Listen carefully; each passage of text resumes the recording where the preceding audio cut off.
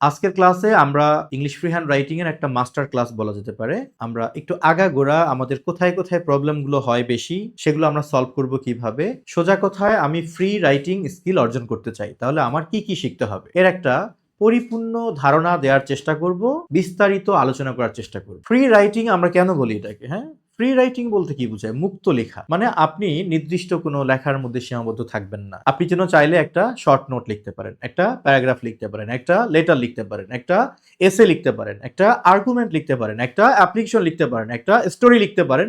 চাইলে যেন আপনি নোভেল লিখতে পারেন। এজন্য আপনি শিখবেন ফ্রি রাইটিং। তার দরকার নেই একাডেমি থেকে শুরু করে ক্যারিয়ার পর্যন্ত কিংবা পেশাগত জীবন পর্যন্ত আপনার ফ্রি রাইটিং বা অন্যভাবেও বলতে পারি ফ্রি হ্যান্ড রাইটিং স্কিল লাগবেই। তো আমরা এর জন্য আমাদের কি কি লাগবে? একজন ফ্রি হ্যান্ড রাইটিং শিখতে চায়, মুক্তভাবে লিখতে চায়, মন যা চায় তাই লিখতে চায় ইংলিশে, ওর কি কি শিখতে হবে? যা শেখা প্রয়োজন, যা শেখা প্রয়োজন। এটা জানার পর আপনি দেখবেন আপনার কি কি শেখা হয়ে গেছে আর কি কি শেখা বাকি আছে, তাহলে সুবিধা হবে। নাম্বার 1 যদি আমি বলি ইংলিশ গ্রামার বা basic English grammar. Basic English grammar থেকে আপনাকে যে বিষয়গুলো শিখতে হবে, আপনাকে প্রথমে শুরু করতে হবে সেটা হলো টেন্স। প্রশ্ন হলো টেন্স শেখার আগে কি আর কিছু শেখা নাই? পার্সন, নাম্বার, ভাই বলছি তো অনেক কিছু শেখার আছে, কিন্তু যেগুলো ভালো করে না শিখলেই নয় তার আমি একটা তালিকা দিচ্ছি আপনাকে। টেন্স, 12টি টেন্স আপনি কিভাবে শিখবেন? একটা বাংলা বাক্য দেখে যেন আপনি বলতে পারেন সেটা কোন টেন্স। যেমন সে একটি গান গাইতেছে, এই তেসে থেকে যেন আপনি বুঝতে পারেন এটা প্রেজেন্ট কন্টিনিউয়াস টেন্স। তারপর সেই প্রেজেন্ট কন্টিনিউয়াস টেন্সকে ইংলিশে ট্রান্সলেট করলে অ্যাক্টিভ ভয়েসে তার স্ট্রাকচার কেমন হবে, পেসিভ ভয়েসে তার স্ট্রাকচার কেমন হবে, ইন্ট্রোগেটিভ করলে কেমন হবে, নেগেটিভ করলে কেমন হবে, ইন্ট্রোগেটিভ নেগেটিভ করলে কেমন হবে, ডাব্লিউএস কোশ্চেন করলে কেমন হবে, সব শিখতে হবে। শুধু টেন্স কাকে বলে, টেন্স চেনার উপায় আর স্ট্রাকচার মুখস্থ করলে হবে না, ওই টেন্স কোন কোন ক্ষেত্রে বসে সেটা আপনাকে জানতে হবে। এভাবে 12টা টেন্সের আগা গোড়া সব জানতে হবে। এরপরে আসেন টেন্সের পাশাপাশি আপনাকে খুব জোর দিয়ে শিখতে হবে modal verb, use of modal verbs. মানে মডাল ভার্ব বলতে শুধু ক্যান মানে পারা আর কুড মানে পারতাম এটুকু শিখলে হবে না। শিখলে হবে না যে ক্যান প্রেজেন্ট টেন্স আর could past tense, no, could present টেন্সও ব্যবহার হতে পারে। মানে প্রতিটা মডালের ব্যবহার আপনাকে পরিপূর্ণভাবে জানতে হবে, এটা খুব জরুরি। আচ্ছা, এরপর আসেন মডাল ভার্বের পরে আপনাকে জোর দিতে হবে যে জায়গাটাতে, সেটা হলো ইউজ অফ প্রেপোজিশন। আপনারা দেখবেন একটা সেন্টেন্স লিখতে গেলে কতগুলো প্রেপোজিশন ব্যবহার হয়ে যায়। সো প্রেপোজিশনের ব্যবহার আপনাকে খুব ভালো করে শিখতে হবে, বিশেষ করে প্রেপোজিশনের সাধারণ ব্যবহারগুলো, যে কোন কোন ক্ষেত্রে অ্যাড বসে। শুধু ছোট স্থানের পূর্বে অ্যাড বসে আর বড় স্থানের পূর্বে ইন বসে এটুকু শিখলে হবে না, আরো কোন কোন ক্ষেত্রে অ্যাড বসে। ছোট স্থানের পূর্বে অ্যাড বসে, সংক্ষিপ্ত সময়ের পূর্বে অ্যাড বসে, বাট সংক্ষিপ্ত সময় বলতে কোন সময়গুলোকে বোঝায় এটা জানতে হবে। কোনো বিষয়ে কারো দক্ষতা বা অদক্ষতা বুঝাতে অ্যাড বসে, গতি, মাত্রা, হার বুঝাতে অ্যাড বসে। এই প্রত্যেকটা অ্যাটের প্রতিটা ব্যবহার আপনাকে শিখতে হবে। ইনের ব্যবহার শিখতে হবে, into, inside, অনটু, on, over, above. এই প্রেপোজিশনের ব্যবহারগুলো ডিটেলস না শিখলে আপনার সেন্টেন্স ইনকারেক্ট হবে। তার মানে ইউজ অফ প্রেপোজিশন। আচ্ছা, প্রেপোজিশনের ব্যবহারের পরে আপনি একটু জোর দিবেন ডিটারমিনারে, ইউজ অফ ডিটারমিনার্স। ডিটারমিনার আপনাকে শিখতে হবে দুইটা কারণে, শুধু আর্টিকেলের জন্য না। এই যে ডিটারমিনার দিয়ে আপনার অনেক সেন্টেন্স প্রয়োজন হবে। যেমন ডিটারমিনার মানে শুধু ফিউ আর লিটল না ভাই, ফিউ লিটল ছাড়া অনেক কিছু আছে। দেখেন অ্যানাদার একটা ডিটারমিনার, আদার ডিটারমিনার, আবার আদার্স ওইটাও determiner. So what's the difference between other and others? Other এবং আদার্সের মধ্যে পার্থক্যটা কি আপনি কি জানেন? জানতে হবে। এরকম countable determiner, uncountable determiner, dual determiner, প্রত্যেকটা ডিটারমিনারের সুস্পষ্ট ব্যবহার আপনাকে জানতেই হবে। এগুলো আমি বেসিক গ্রামারের কথা বলতেছি। এরপরে আপনাকে অ্যাসার্টিভ থেকে শুরু করে এক্সক্লামেটরি পর্যন্ত অর্থ অনুসারে যে বাক্য 5 ধরনের, এই 5 ধরনের বাক্য বা সেন্টেন্সের গঠন পদ্ধতি বা অ্যাপ্লাইড মেথড আপনাকে শিখতে হবে। আপনাকে শিখতে হবে কিভাবে ইন্ট্রোগেটিভ সেন্টেন্স বানাতে হয়, কিভাবে ইন্ট্রোগেটিভ নেগেটিভ সেন্টেন্স বানাতে হয়, কিভাবে ইম্পারেটিভ সেন্টেন্স বানাতে হয়, কিভাবে অপটেটিভ সেন্টেন্স বানাতে হয়, কিভাবে এক্সক্লামেটরি সেন্টেন্স বানাতে হয়, এগুলো আপনাকে সুস্পষ্ট করে শিখতে হবে। এরপরে আপনাকে শিখতে হবে গঠন অনুসারে যে 3 ধরনের বাক্য আছে, simple, complex and compound sentence. তার মানে how to make a simple sentence, how to make a complex sentence, how to make a compound sentence জানতে হবে আপনাকে। আপনি শুধু ট্রান্সফরমেশন অফ সেন্টেন্সের নিয়ম মুখস্থ করলে হয়তো সিম্পলকে কমপ্লেক্স করতে পারবেন, কমপ্লেক্সকে কম্পাউন্ড করতে পারবেন, বাট আপনি যেন নিজের মতো করে একটা জটিল বাক্য লিখতে পারেন, একটা যৌগিক বাক্য লিখতে পারেন, একটা সরল বাক্য লিখতে পারেন, এটা জানতে হবে। আপনাকে শিখতে হবে the use of phrase, phrases and clause বা clauses in sentence। বাক্যের মধ্যে আপনি যেন ফ্রেজ আর ক্লোজ ব্যবহার করতে পারেন। হয়তো আপনি দেখে বলতে পারেন কোনটার নাম নাউন ফ্রেজ, কোনটার নাম অ্যাডজেক্টিভ ক্লোজ, হয়তো বলতে পারেন, কিন্তু এটুকু দিয়ে আপনার ফ্রি হ্যান্ড রাইটিং হবে না। আপনি যেন অ্যাডজেক্টিভ ক্লোজ ব্যবহার করে একটা বাক্য লিখতে পারেন, আপনি যেন অ্যাডভার্বিয়াল ক্লোজ ব্যবহার করে একটা সেন্টেন্স লিখতে পারেন, আপনি যেন একটা সাবজেক্টকে নাউন ফ্রেজে রূপান্তর করতে পারেন, আপনি যেন একটা অবজেক্টকে নাউন ফ্রেজে রূপান্তর করতে পারেন। এই অ্যাপ্লাইড মেথড আপনাকে জানতে হবে। আচ্ছা, এরপরে এরপরে আপনাকে জানতে হবে পেসিভ ভয়েসের ব্যবহার, use of passive voice. Active ভয়েসের প্রচুর ব্যবহার আপনারা জানেন, এটা আমি বিশ্বাস করি। সে ভাত খায়, সে গান গায়, সে বিদ্যালয়ে যায়, সে সাঁতার কাটে, হ্যাঁ, সে গ্লাসটা ভেঙে ফেললো, সে টেবিলটা ভেঙে ফেললো, এগুলো আপনি সব জানেন। যখন বলা হবে টেবিলটি ভাঙা হয়েছে, গ্লাসটি ভাঙা হয়েছে, লোকটিকে ডাকা হয়েছে, তাদেরকে এখানে আসতে বলা হয়েছে, এই পেসিভ ফোর্সেস সেন্টেন্সগুলো যেন আপনি লিখতে পারেন। That means you have to know the use of passive voice in sentence যদি ফ্রি হ্যান্ড রাইটিং শিখতে চান। আচ্ছা, এরপর আসেন, এই কটা আমার মানে আবশ্যকীয়, মানে এই কটার ব্যবহার আপনাকে শিখতেই হবে। এর সাথে আপনি 4টা কন্ডিশনকে যেন সেন্টেন্সে প্রয়োগ করতে পারেন, মানে কন্ডিশনাল সেন্টেন্স বা কন্ডিশনালস এর প্রয়োগ যেন আপনি করতে পারেন। মানে আপনি যেন জানেন জিরো কন্ডিশন কখন ব্যবহার হয়, ফার্স্ট কন্ডিশন কখন ব্যবহার করব, সেকেন্ড কন্ডিশন কখন হবে, থার্ড কন্ডিশন কখন হবে, হোয়াটস the difference between second condition and third condition, দুইটার মধ্যে অর্থগত পার্থক্যটা কি, ব্যবহারের প্রয়োগ পদ্ধতি কেমন, এটা আপনাকে জানতে হবে, তাহলে আপনি সেন্টেন্স লিখতে পারবেন। এ কটা আবশ্যকীয়, এগুলো না জানলে আপনার চলবে না। এগুলো ছাড়াও গ্রামারের আরো অনেক কিছু লাগে, যেমন আপনার পার্টস অফ স্পিচের জ্ঞান লাগবে, আপনার সেন্টেন্স কারেকশনের জ্ঞান লাগবে, আমি বলছি তো সবই লাগবে, বাট এই অধ্যায়গুলোর প্রস্তুতি ছাড়া আপনি লিখতেই পারবেন না। তাহলে বেসিক ইংলিশ গ্রামার বলতে আমি এই টপিক কটাকে জোর দিচ্ছি। শুধু রুলস মুখস্থ করলে হবে না, শিখতে হবে অ্যাপ্লাইড মেথড, যেন আপনি প্রয়োগ করতে পারেন। এটা গেল আমার কিসের কথা, English basic English grammar part. তাহলে আমাদের উদ্দেশ্য কি, যেন উদ্দেশ্য হলো ফ্রি হ্যান্ড রাইটিং স্কিল বৃদ্ধি করা। এর জন্য আমি প্রথমে জোর দিলাম কিসের উপর, বেসিক ইংলিশ গ্রামারের উপর আমি জোর দিলাম। আচ্ছা, এবার আসেন বেসিক ইংলিশ গ্রামারের পর্ব শেষ করে আমি কি করব, কিন্তু সমস্যাটা এখানেই, সমস্যাটা এখানেই। আমি এই যে টপিকগুলোর কথা বললাম না, 90%, 90% ছেলে মেয়ে এগুলো পড়তে চাবে না। ও মনে করবে আমাকে কোনো এক টিচার কিছু নিয়ম দিবে, আমি একটা ফু দিব আর বাক্য লিখে ফেলব।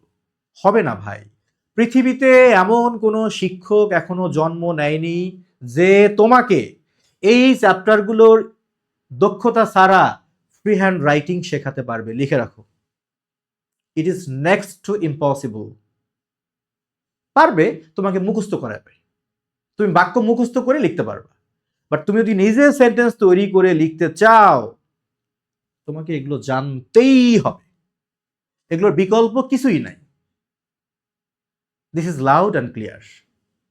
ওকে, তাহলে ধৈর্য নিয়ে আগে বেসিক ইংলিশ গ্রামারটুকু শেষ করতে হবে।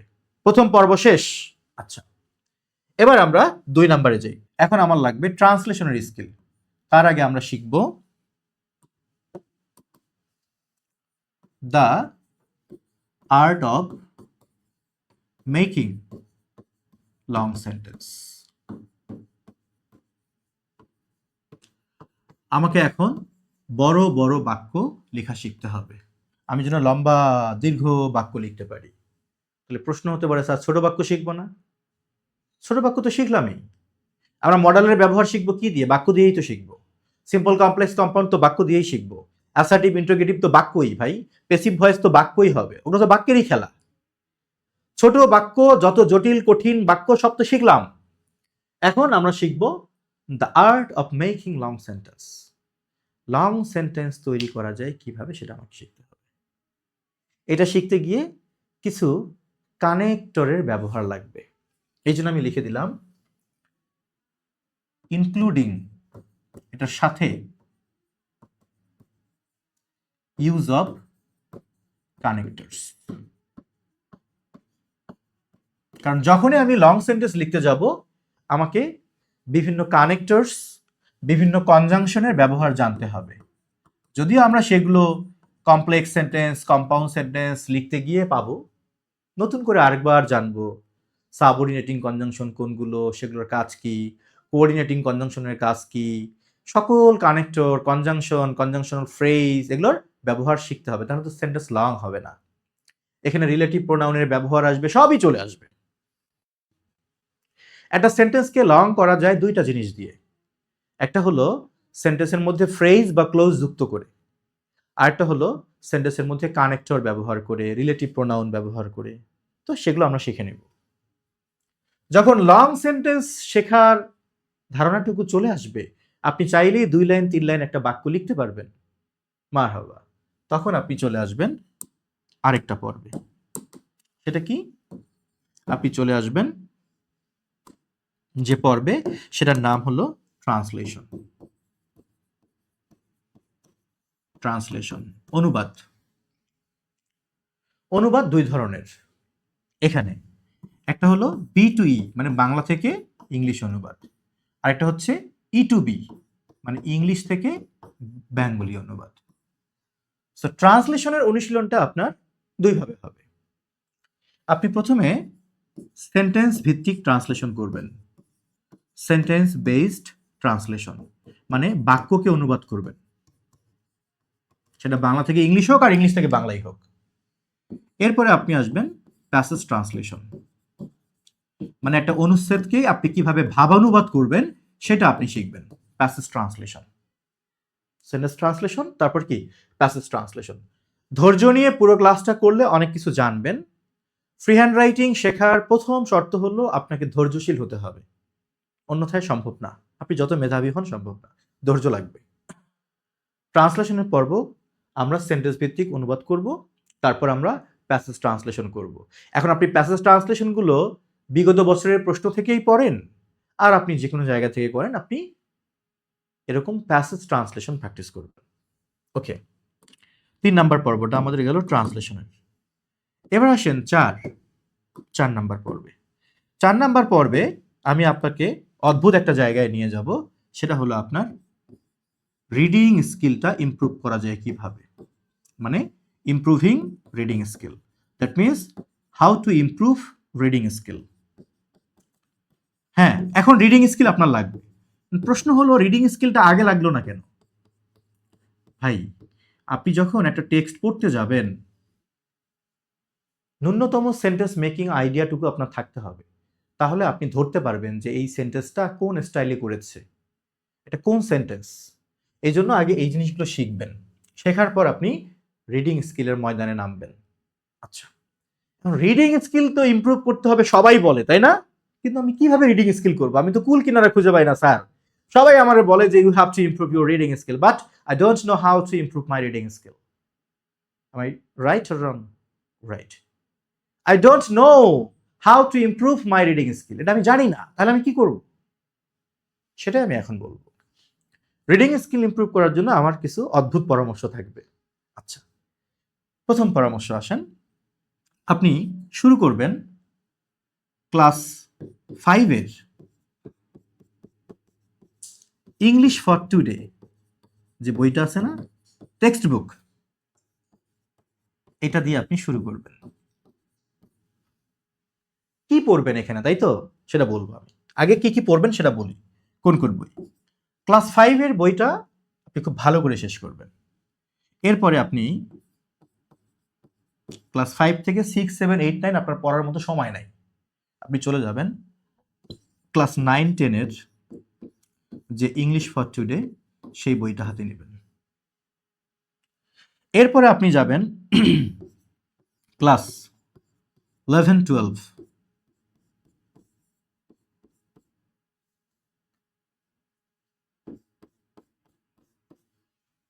এটার ইংলিশ ফর টুডে, মানে এইচএসসির জন্য ছেলেমেয়েরা প্রস্তুতি নেয় যে বইটা থেকে সেই বইটাতে যাবেন।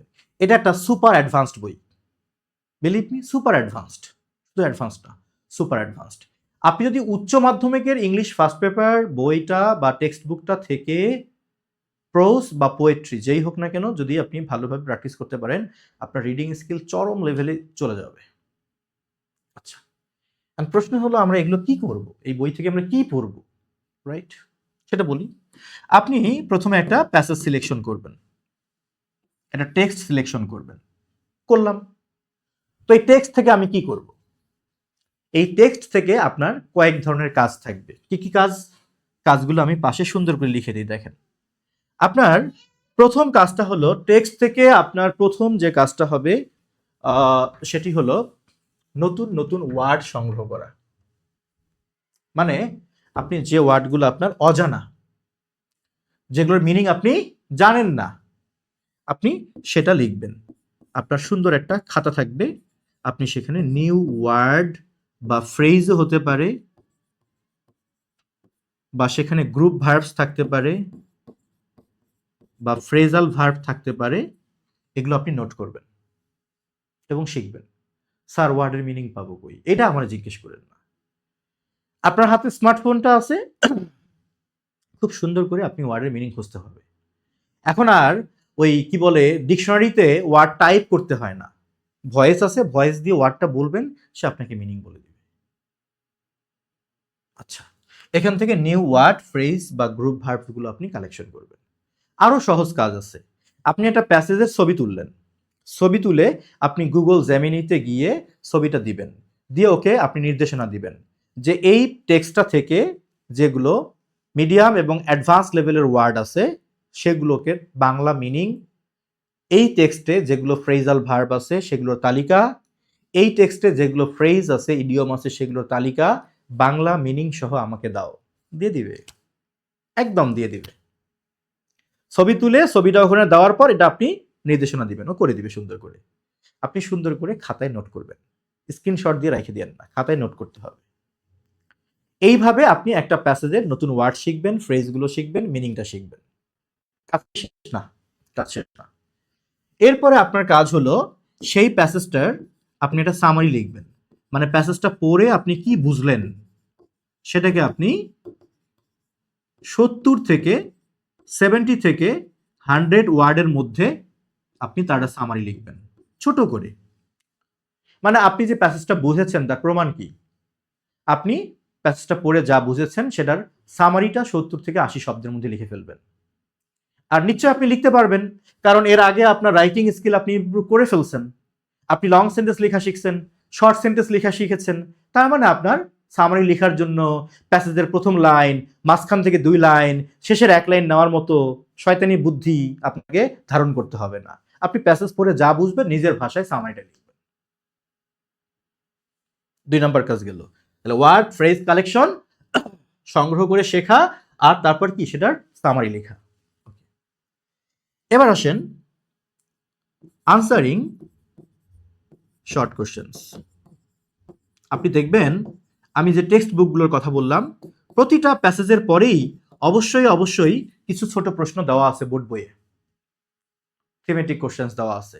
এই প্রশ্নগুলোর উত্তর আপনি পড়বেন, উত্তর আপনি লিখবেন খাতায়। কাকে দেখাবেন? দেখানোর হিসাব পরে নিজের হাতকে সাক্ষী রাখবেন যে আপনি উত্তর লিখছেন, নিজের হাতকে সাক্ষী রাখবেন যে আপনি সামারি লিখেছেন, নিজের হাতকে সাক্ষী রাখবেন যে আপনি ওয়ার্ডগুলো খাতায় নোট করছেন। এই হাত আপনার মস্তিষ্ককে সাক্ষী দিবে যে ও এগুলো কালেকশন করছে, তুমি একটু জমা রেখো। বিলিভ মি, এটাই সাইকোলজি। আপনি লিখলে খাতায় আসবে আপনার মাথায়, নিশ্চিত থাকেন খাতায় না লিখলে এগুলো মাথায় আসে না ভাই, থাকে না এগুলো মনে। যারা আমাকে বলেন ওয়ার্ড পড়ি মনে থাকে না, আমি কি বলবো, মনে থাকবে কি, থাকার কথা? আপনি কি ওই ওয়ার্ডটা কখনো খাতায় লিখেন? ওই ওয়ার্ড দিয়ে কখনো সেন্টেন্স প্রয়োগ করেন? উত্তর যদি হয় নো, তাহলে স্বাভাবিক, ইটস নর্মাল, মনে থাকবে না। হাতকে সাক্ষী রাখতে হবে। তাহলে একটা প্যাসেজ থেকে আপনি এই কাজগুলো করবেন, নতুন ওয়ার্ড ফ্রেজ কালেকশন করে শিখবেন, সামারি লিখবেন এবং শর্ট কোশ্চেনগুলোর আপনি উত্তর করবেন। এর জন্য আপনার আমি সোর্স বা রিসোর্স যদি বলি, ক্লাস 5টা দিয়ে আপনি শুরু করবেন, আপনার ভালো লাগবে। তারপর 6, 7, 8, 9 আপনার ধৈর্য হবে না, আপনি ডাইরেক্ট চলে যাবেন 9, 10-এ। 9, 10 থেকে আপনি মধ্যম মানের হচ্ছে প্যাসেজগুলো পাবেন। এইচএসসির মানে একাদশ দ্বাদশ শ্রেণীর যে ইংলিশ টেক্সট বুকটা আছে, আপনি সেখান থেকে আপনি অ্যাডভান্স লেভেলের প্যাসেজগুলো আপনি প্র্যাকটিস করতে পারবেন। এখান থেকে আপনার মোটামুটি মানের একটা রিডিং স্কিল চলে আসবে। বিশ্বাস করেন ভাই, এই রিডিং স্কিল দিয়ে আপনি বিসিএস লিখিত পরীক্ষা দেন, আপনি ব্যাংকের লিখিত পরীক্ষা দেন, আপনি ক্যাডেট কলেজের ভর্তি পরীক্ষায় অংশগ্রহণ করেন, আপনি ক্লাস 6, 7, 8, 9, 10 যে কোনো ক্লাসে পড়েন, আপনি আইএলটিএস পরীক্ষা দেন রিডিং পার্টে, আপনার কাছে রিডিং হবে just a piece of cake. খুব সহজ কাজ মনে হবে যদি আপনি এই সিকোয়েন্স অনুযায়ী প্র্যাকটিসটা করতে পারেন। তাহলে রিডিং স্কিল ইমপ্রুভ করার খেলা এখানে শেষ না, এরপরে আরো কথা আছে, আমি আসবো। তাহলে এই কটা পার্ট আশা করি আপনারা লিখে ফেলছেন।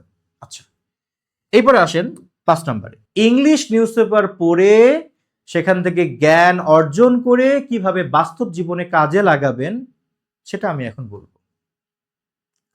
এর জন্য সবার আগে আপনাকে একটা ইংলিশ নিউজ পেপার সংগ্রহ করতে হবে। নতুন হওয়া জরুরি না, আজকের তারিখের হওয়া জরুরি না, আপনি প্রয়োজনে 2 মাস আগের পত্রিকা হলেও সমস্যা নেই। শুরুটা করবেন একটা ইংলিশ নিউজ পেপার দিয়ে। নিউজ পেপারের নাম কি? Daily Star, New Age, Business Standard, Financial Express, কোনটা, তাই তো? নাকি ডেইলি সান, নাকি ডেইলি বাংলাদেশ অবজারভার? ভাই আপনার যা ভাল লাগে আপনি তাই দিয়ে শুরু। তবে the business Standard, Financial express এগুলো হাতে নেওয়ার আগে বাংলাদেশ অবজারভার, ডেইলি সান কিংবা দ্য নিউ এজ বা ডেইলি স্টার এগুলো দিয়ে শুরু করতে পারেন। আচ্ছা, তো ফাইন, এটা পত্রিকা আপনি নিয়েছেন, ধরলাম ডেইলি স্টার আপনি নিয়েছেন, ভালো কথা। এখন ধরেন এটা একটা আর্টিকেল, একটা নিউজ, একটা রিপোর্ট। তো এরকম পুরো পত্রিকা জুড়ে কিন্তু অনেক প্রতিবেদন আছে, অনেক নিউজ আছে। এখান থেকে আপনি 3 শ্রেণীর নিউজ বা রিপোর্ট বা সম্পাদকীয় খুঁজে বের করবেন। 3টা শ্রেণীর, কি কি সেটা আপনি দেখবেন। কোন লেখাটা এডুকেশন, শিক্ষা, অর লিটারেচার মানে সাহিত্য বিষয়ক, সেই লেখাটা আপনার প্রয়োজনীয়। এরপরে আপনি খুঁজবেন কোনটা এনভায়রনমেন্ট, পরিবেশ কিংবা নেচার, প্রকৃতি সম্পর্কিত, সে লেখাটা আপনার জন্য গুরুত্বপূর্ণ।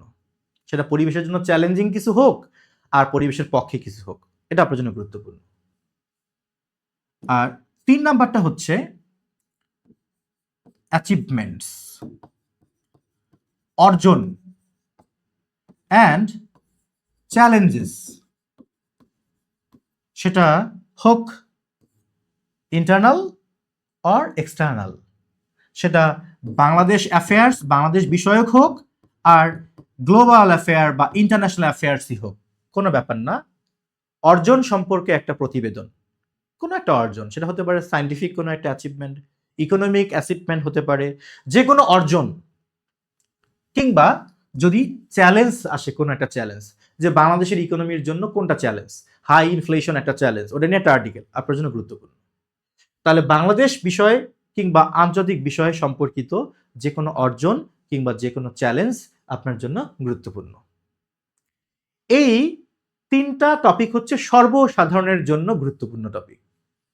এবার আসেন যারা বিশেষ করে ব্যাংক জব কেন্দ্রিক প্রিপারেশন নেয়, ব্যাংকে চাকরি নেওয়ার জন্য পরীক্ষা দেয়, রিটেন পরীক্ষায় অংশগ্রহণ করে, তাদেরকে এই 3টার পাশাপাশি ইকোনমি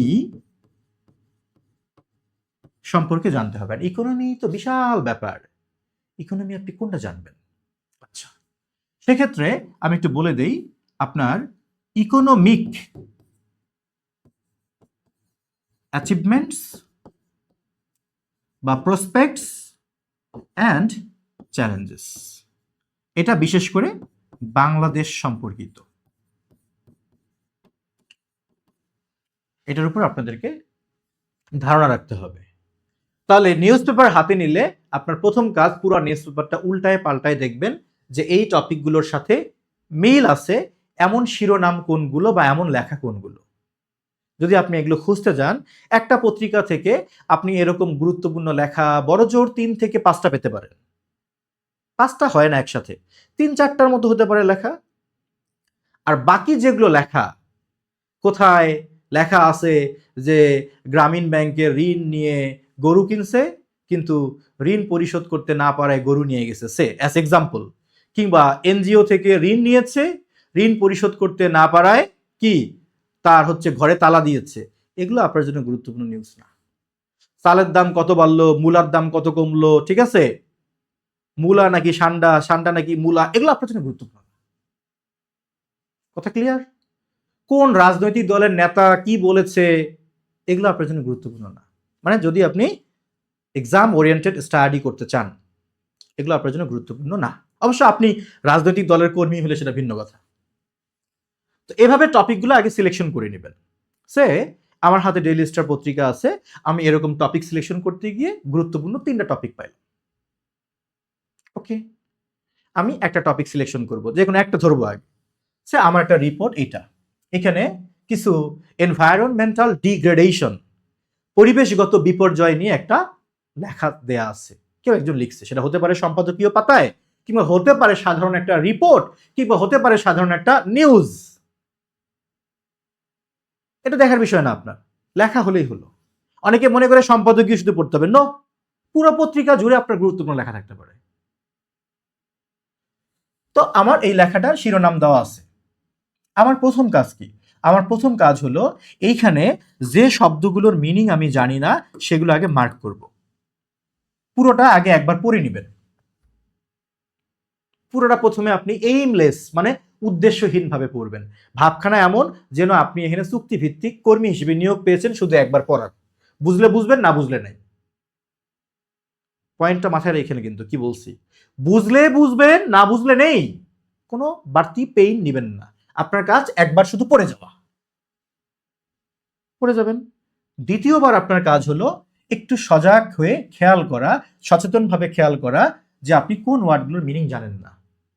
আচ্ছা, আপনি এই ওয়ার্ডগুলোর মিনিং জানেন না, আপনি এগুলোকে সুন্দর করে লাল কালিতে বা পেন্সিল দিয়ে মার্ক করবেন, বা হাইলাইটার দিয়ে মার্ক করবেন, যা দিয়ে ভাল লাগে মার্ক করবেন। দ্বিতীয় কাজ এটা। তৃতীয় কাজ হলো এই প্রত্যেকটা ওয়ার্ড আপনি খাতায় নোট করবেন। সেখানে একটা ওয়ার্ড দেওয়া আছে যে ডিগ্রেডেশন, ডিগ্রেডেশন। তো আপনি এখানে ডিগ্রেডেশন শব্দটা মার্ক করলেন। এখানে একটা ওয়ার্ড দেওয়া আছে যে ক্যাকোফোনি, আপনি ক্যাকোফোনি শব্দটা মার্ক করলেন। এরকম করে যে ওয়ার্ডগুলোর মিনিং আপনার অজানা, আপনি সেই ওয়ার্ডগুলোর মিনিং পরে লিখবেন, আগে ওয়ার্ডগুলো লিখে ফেলবেন। দ্বিতীয় কাজ। তৃতীয় কাজ ডিকশনারি বের করা না। তৃতীয় কাজ হলো আপনি নর্মালি চেষ্টা করবেন যে বাক্যের কনটেক্সট বুঝে এই ওয়ার্ডটার মিনিং আপনি গেস করতে পারেন কিনা। একটা ওয়ার্ডের মিনিং আপনি গেস করবেন কি হতে পারে, তারপর আপনি ডিকশনারিতে খুঁজবেন। যদি আপনার অনুমানের সাথে ডিকশনারির মিনিং মিলে যায়, ওইটা আপনার মুখস্থ হয়ে গেল তাৎক্ষণিকভাবে। কিন্তু এমন যদি হয় যে আপনি এই ওয়ার্ডটার মিনিং অনুমান করলেন না, সরাসরি ডিকশনারিতে খুঁজে লিখে ফেললেন, তাহলে কি হবে, ওই ওয়ার্ডটা আপনাকে নতুন করে মুখস্থ করতে হবে, অথচ আপনি সেটা চাইলে অনুমান করতে পারতেন। তার মানে আমি চাচ্ছি আপনার ন্যাচারাল লার্নিং যে পাওয়ারটা আছে সুপ্ত অবস্থায়, গুপ্ত অবস্থায়, এই গুপ্ত সুপ্ত পাওয়ারটাকে টাইনা তুলতে হবে, তারপর আপনি ডিকশনারি আশ্রয় নেবেন।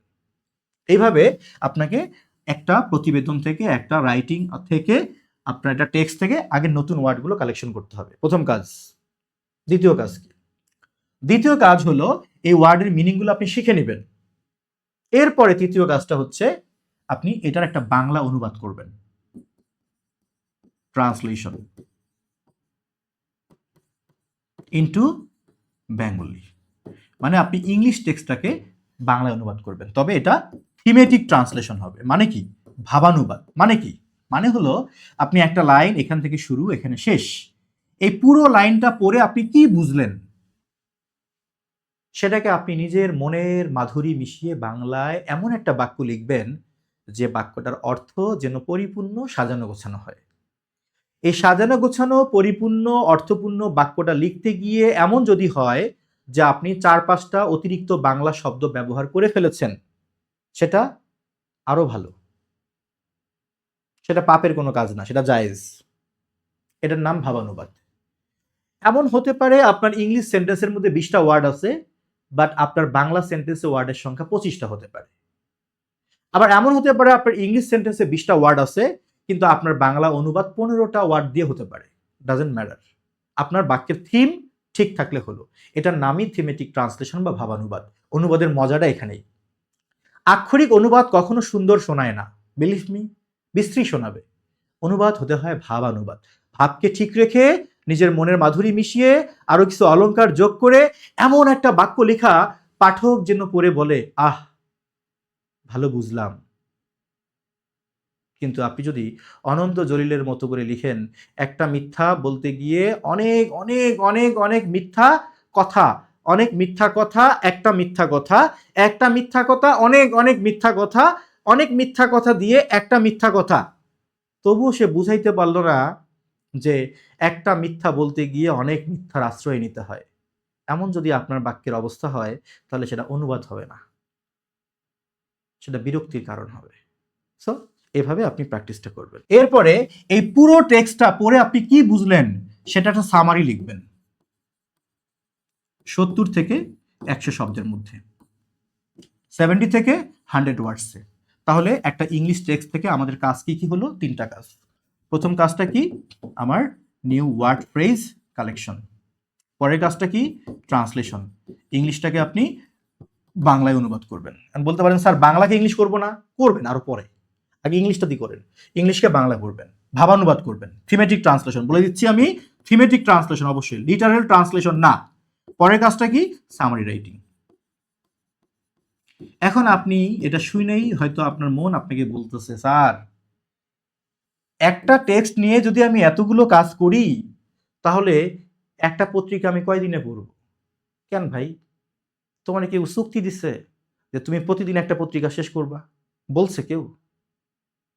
বলেছে? বলে নাই। তোমার তো চুক্তি কেন? তোমার তো তারা কিসের? তোমার কিসের এত তারা? তুমি সাবধানে রাস্তা পার হও। তুমি পুরো মাস জুড়ে 4টা পত্রিকা পড়ো, সমস্যা নাই তো।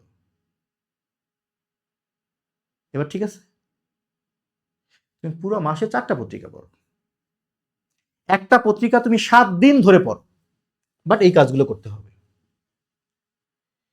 এবার আসো, প্রেডিকশন দিচ্ছি এক্সপেরিয়েন্স থেকে। এই কাজগুলো যদি এভাবে করতে পারো, এই টপিকগুলোকে কেন্দ্র করে, আমি বলতেছি অন রেকর্ড, এভাবে যদি পত্রিকা কেউ পড়ে, daily star, Daily Sun, new age, ওর যা মন চায় সেই পত্রিকা থেকে যদি পড়ে, ইংলিশ পত্রিকা থেকে যদি এই কাজগুলো করে, সে গুনে গুনে 10টা পত্রিকা পড়বে। ওকে, কোনো কোচিং সেন্টারে গিয়ে হাজার স্টুডেন্টদের মাঝে বৈশা মেরুদণ্ড বাঁকা করে, ব্যথা তুলে, কষ্ট করে রিটেন ইংলিশ প্রিপারেশন নিতে হবে না। আমি গ্যারান্টি ওয়ারেন্টি দুইটাই দিচ্ছি। তবুও কেন কোচিং যাই, তবুও কেন আমার কোর্সে ভর্তি হয়? কারণ একটাই, এই কাজগুলো কেউ নিজে করতে চায় না, ধরে ধরে করাইতে হয়। সারা জীবন ইংলিশ পড়তে হয়। 10টা পত্রিকা পড়ার চ্যালেঞ্জ নিতে পারবেন কে কে? কমেন্ট বক্সে লিখেন। কারা আছেন যে এভাবে 10টা পত্রিকা পড়বেন অ্যাটলিস্ট? এমন কারা আছেন? তারা কমেন্ট করেন, আমি তাদের কমেন্ট পড়ব। 10টা পত্রিকা পড়ার তীব্র ইচ্ছা আছে, তুমি পারবে না এটা আমি বিলিভ করি না, ডোন্ট বিলিভ ইট। এইভাবে কে না পারবে? ও নিউ ওয়ার্ড কালেকশন করবে, মিনিং লিখবে, তারপর সে গেস করে ভাবানুবাদ করবে, তারপর এত কিছু করার পর সে তো সামারি লিখতে পারবেই। আর নিউজ পেপার দিয়ে তো আমি পড়া শুরু করতে বলি নাই, তার আগে আমি, এটা আমার কত নাম্বার? 5 number step. এর আগে আরো 4টা স্টেপ আছে। সেই 4টা স্টেপ অতিক্রম করার পর 5 নাম্বার স্টেপে আসতে হবে। কিন্তু শোনা, তুমি যদি ওই 4টা স্টেপ অতিক্রম না করে 5 নাম্বার স্টেপে আসো, তোমার দায়িত্ব আমার না। কথা আছে। ওই 1 থেকে 4 পর্যন্ত যে 4টা স্টেপের কথা বললাম, ওইটা না পড়ে যদি কেউ এই 5 নাম্বার স্টেপে আসে, ওর কাছে নিউজ পেপার শুধু শুধু বিরক্তিকর, বিরক্তিকর এবং বিরক্তিকর মনে হবে, আর কিছু মনে হবে না। ওর কাছে মনে হবে যে রুবেল রানা একটা ফালতু পরামর্শ আমাকে দিছে পত্রিকা পড়ার। বাট এই 4টা স্টেপ শেষ করে যদি সে 5 নাম্বার স্টেপে আসে, ওর কাছে মনে হবে ও মধু মধু মধু, সবকিছু মধুর মতো মনে হবে। স্কিল ডেভেলপের জন্য এই কাজগুলো করো। যারা অনলাইন কোর্স করবে, যাদের কোর্স করে ভাল লাগে, ক্লাস দেখে ভাল লাগে, ভর্তি হয়ে যাও। কয় টাকা খরচ হবে এই ঘোড়ার ডিমের চিন্তা করো না। করলে তোমার সারা লাইফটাই ওই তোমার এই আজাবে ভুগতে যাবে গা। Skill is power. তোমার স্কিল আছে মানে তোমার পাওয়ার আছে। ধরো আমি একটা English free hand writing course offer করলাম, সে কয় টাকা ফি নিব? কত নিতে পারি বড় জোর? ধরো 3000 টাকা নিলাম, সে 3060 টাকা নিলাম। তুমি 3060 টাকা তোমার খরচ করতে কয়দিন লাগে খুঁজে নাও, দেখো। তুমি এমনিতেই 1 সপ্তাহে এই টাকা খরচ করে ফেলো। এক জোড়া জুতা কিনতেছো 1500 টাকায়, করো না ভাই? তোমার জুতা দিয়ে তোমার স্মার্টনেস প্রকাশিত হবে না, বরং তোমার পায়ে সেরা জুতা থাক, গায়ে যদি সেরা শার্ট থাকে থাক, মাথার চুল কাটার টাকা নেই থাক, বাট তোমার মাথার মধ্যে কিছু আছে, যদি এটা কাউরে বুঝাইতে পারো, দ্যাট ইজ পাওয়ার। কিন্তু আমরা এইখানে এসে আটকে যাই, চাপাচাপি করি। স্যার 50 টাকার কোর্স হয় না, স্যার 100 টাকার কোর্স হয় না। কেন হয় না? হয় তো অবশ্যই, বাট শিক্ষার পিছনে তোমাকে ন্যূনতম একটু বিনিয়োগ করতে হবে, নাহলে হবে না, সম্ভব না। অনলাইন আসছে বলে এই সাশ্রয়গুলো হচ্ছে। 3000 টাকায় তুমি ইংলিশ ফ্রি হ্যান্ড রাইটিং শিখবা অফলাইন, এটা ভাবতে পারো? ভাবতে পারো, বাট তোমার এক্সপেক্টেড টিচার পাবা না। কারণ এক্সপেক্টেড টিচার যে, সে এত কম ফিতে অফলাইনে পড়ালে তার পোষাবে না, আর তারা তো সময়ও নাই। যাক, এটা মোটিভেশন দিলাম। ইংলিশ নিউজ পেপার কিভাবে পড়বা বলে দিলাম। পাশাপাশি বলে রাখি, আমার কিন্তু ইংলিশ ফ্রি হ্যান্ড রাইটিং এর আমি নতুন কোর্স এবার লঞ্চ করব। আমি এখন যা বুঝাচ্ছি এই প্ল্যানে এই কোর্সটা আমি চালাবো। আল্লাহর ওয়াস্তে যাদের কাছে মনে হবে স্যার 1 মাস পর আমার ব্যাংকের পরীক্ষা, আমি ভর্তি হব, খবরদার তোমরা ভর্তি হোস না ভাই, এই কোর্সে তোমাদের জন্য না। কেউ যদি বলে স্যার আমার 1 মাস পর ব্যাংকের লিখিত পরীক্ষা, স্যার আমি ভর্তি হই, নো। ও আমার এই কোর্সে যুক্ত হলে আমার জন্য পেইনফুল বিষয় একটা, কারণ ওর জন্য আমাকে দৌড়াইতে হয়। আমার এইবার ইংলিশ ফ্রি হ্যান্ড রাইটিং কোর্সে দয়া করে তারাই ভর্তি হবেন যাদের ধৈর্য আছে, অ্যাটলিস্ট 6 মান্থ পড়াশোনা করার মতো সময় আছে, তারা এই কোর্সে যুক্ত হবে। যেটা বলছিলাম 5 নম্বরে আপনি নিউজ পেপার পড়বেন, গেল নিউজ পেপারের কাহিনী গেল কিন্তু। হ্যাঁ, এবার আসেন 5 এর পরে আসেন 6 এ। বাট 5টা লেভেল শেষ না করে ডাইরেক্ট 6 নাম্বার দিয়ে শুরু করলে তোমার সারাবার, সারা মাস, সারা বছর ইংলিশ পড়তেই হবে, পড়তেই হবে, পড়তে হবে, লিখে রাখো। এইখানে আমরা আসবো, এখন আমাদের বেশি টাইম লাগবে না।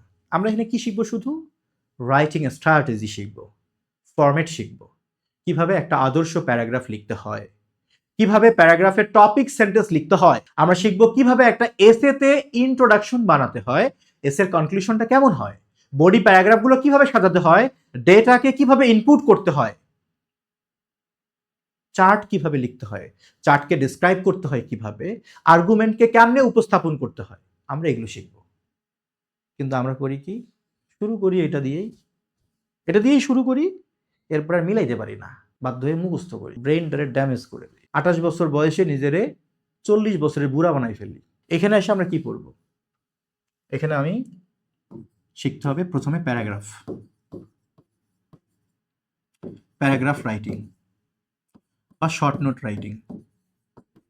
আমি জানি বিসিএস লিখিত পরীক্ষায় শর্ট নোট আসে না, কিন্তু যার টার্গেট বিসিএস লিখিত পরীক্ষা অংশগ্রহণ করা, সে যদি আমার এই কোর্সে ভর্তি হয়, তাকে প্যারাগ্রাফ রাইটিং আগে শিখতে হবে। কোনো তারা চলবে না। আমারে বলা যাবে না স্যার আপনি প্যারাগ্রাফ কেন পড়াচ্ছেন, তোমার কথায় আমি চলবো না। তুমি বিসিএস লিখিত পরীক্ষা দিবা, আমি জানি বিসিএস লিখিত পরীক্ষায় 1000 শব্দের এসে কিংবা 500 শব্দের এসে লিখতে হয়, that is not unknown to me, সেটা আমি জানি। কিন্তু তোমার এসের ভেতরে প্যারাগ্রাফ লিখতে হবে, তাই তোমাকে আগে প্যারাগ্রাফ শেখাবো যেন তুমি বডিটা কমপ্লিট করতে পারো। এসের শিখতে হবে ভাই। এরপরে প্যারাগ্রাফ লেখা শিখবো। যারা বাসায় নিজে নিজে প্র্যাকটিস করবেন তারা ছোট ছোট টপিকের উপর প্যারাগ্রাফ লিখবেন। আপনি গরুর প্যারাগ্রাফই লিখেন না, তবে একটু ইনফরমেটিভ সেন্টেন্স লেখার চেষ্টা করবেন। সবাই শুরুতে লেখে গরু একটা গৃহপালিত প্রাণী, আপনি একটু ভিন্নভাবে লিখেন। আপনি লিখেন বাংলাদেশের মতো কৃষি নির্ভর অর্থনীতির দেশে গরু জিডিপির প্রবৃদ্ধিতে গুরুত্বপূর্ণ অবদান রাখে। এটা দিয়ে শুরু করেন। আপনার টপিক কি ডাজন্ট ম্যাটার, আপনার লেখার মাধ্যমে একটা সাধারণ জিনিসকে আপনি অসাধারণ করে ফুটিয়ে তুলবেন। এরপরে আপনি শিখবেন লেটার রাইটিং। বাবার কাছে টাকা চাহিয়া পত্র, this is kind of personal letter. প্রধান শিক্ষকের কাছে ছুটির জন্য আবেদন, কাইন্ড অফ ফর্মাল লেটার। কিংবা পত্রিকায় প্রকাশের জন্য কোনো ফিচার বা লেটার টু এডিটর। কিংবা ব্যাংকে আপনি একটা ক্রেডিট কার্ডের জন্য আবেদন করবেন, business letter. Personal letter, formal letter, letter to editor কিংবা business letter, any kind of letter you have to learn. এগুলো শিখতে হবে, ফরম্যাট শিখতে হবে। এরপরে লেটার রাইটিং এর পরে আপনাকে চলে আসতে হবে ফোকাস রাইটিং। এটা আবার কি জিনিস? এটা মঙ্গল গ্রহের কিছু না, এটা আপনি আগে থেকে জানেন। ছোটবেলায় যে কম্পোজিশন লিখছেন এটাই সেই কম্পোজিশন। পার্থক্য এখানে স্পেসিফিক টপিককে ফোকাস করে, মানে কেন্দ্র করে অল্প পরিসরে মূল কথাগুলোকে লিখতে হয়। একটা এসে আপনি চাইলে 5000 শব্দ লিখতে পারেন। বলা যায় একটা এসের সামারি বা সংক্ষিপ্ত রূপটা হচ্ছে ফোকাস, যেখানে শুধু কি নোটসগুলো থাকবে। আপনাকে প্র্যাকটিস করতে হবে আর্গুমেন্টেটিভ রাইটিং। আর্গুমেন্টেটিভ রাইটিং মানে বিতর্কমূলক যে এসেগুলো। ধরেন বলা হলো জিতবে এবার, আচ্ছা না সরি এভাবে না, ধরেন বলা হলো এখানে লিখে দেওয়া আছে যে কেউ একজন বলেছে জিতবে এবার কলা গাছ। Do you agree or disagree? একজন বলছে এবার কলা গাছ জিতবে, তুমি সমর্থন করো কি না? এটা আপনার অ্যানালাইজ করতে হবে। আপনি যদি বলেন yes I agreed, okay fine, আপনি কেন সমর্থন করেন তার পক্ষে কারণ দেখান। যদি বলেন যে না আমি ডিসএগ্রি করি, ওকে আপনি কেন ডিসএগ্রি করেন কারণ দেখান। এই যে আপনি এটাকে এক্সপ্লেইন করবেন নিজের যুক্তি তর্ক দিয়ে, উদাহরণ দিয়ে প্রমাণ করবেন, এটাই আর্গুমেন্টেটিভ রাইটিং বা আর্গুমেন্টেটিভ এসে। এরপরে আপনি এসে প্র্যাকটিস করবেন।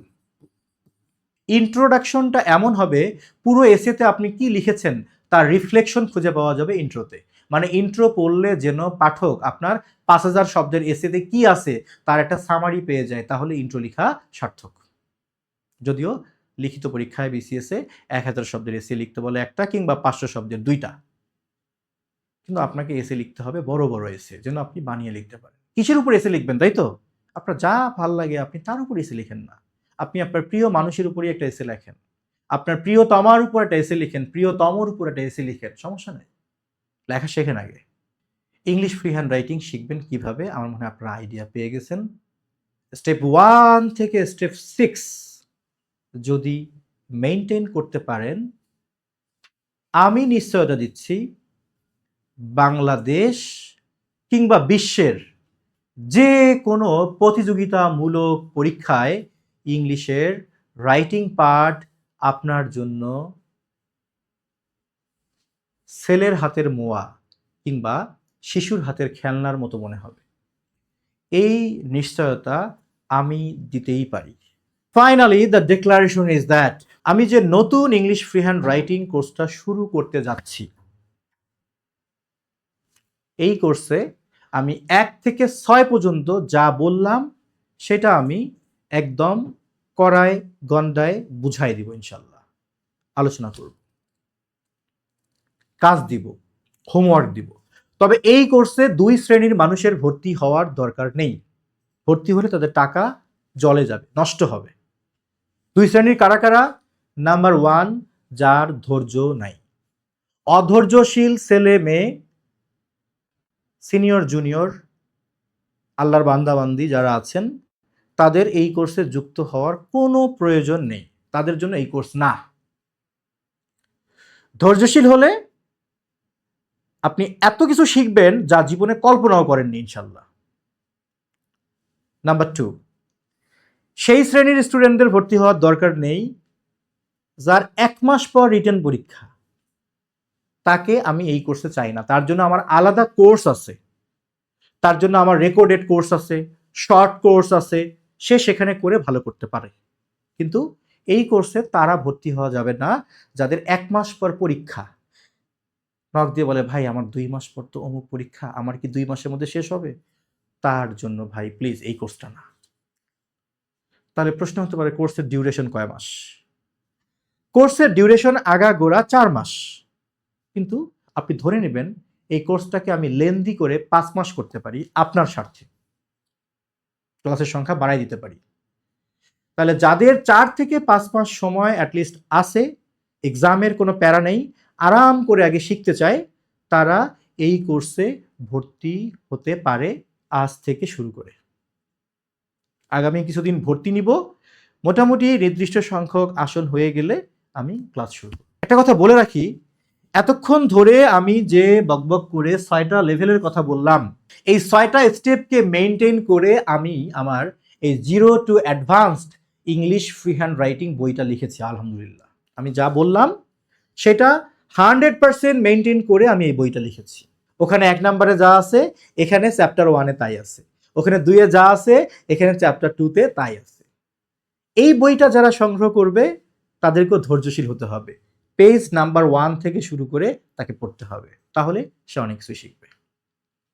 আর যদি আপনি আমার এই কোর্স সংগ্রহ করেন প্লাস এই বইটা সংগ্রহ করেন, তাহলে আপনি কিছু এক্সট্রা অ্যাডভান্টেজ পাবেন। দুঃখিত, কোর্সের সাথে বই ফ্রি এমন কোর্স আমি জীবনেও সেল করি না। আমার এই বইটা আমার কাছে মনে হয় অমূল্য, এর একটা আলাদা আমি কি নেই, হাদিয়া নেই। এর সাথে আমি কখনো কোর্সকে রিলেট করব না। আপনি কোর্স ছাড়াও বই সংগ্রহ করতে পারেন, কোর্সের সাথে বইটা সংগ্রহ করে আপনি আরও সুন্দর করে শিখতে পারেন ভোকেবিউলারি সহ। টপিক বেস ভোকেবিউলারি এখানে আছে। উল্লেখ্য, বইটা 600 পেজের, এটা অধৈর্যশীলদের জন্য নয়। এবার যারা চাচ্ছেন যে স্যার আমার হাতে 4 থেকে 5 মাস সময় আছে স্যার, আমাকে হেল্প করেন, তাদেরকে বলবো কষ্ট করে একটা নাম্বার লিখে রাখেন, 01605299524। ডাইরেক্ট ফোন দিবেন কিংবা একটা হোয়াটসঅ্যাপ নাম্বার নক করবেন। কোনো মোড়ামুড়ি করবেন না, ভর্তি ফি পেমেন্ট করবেন, কোর্স কিনবেন, লাইভ ক্লাস করবেন, রেকর্ড থাকবে আজীবন।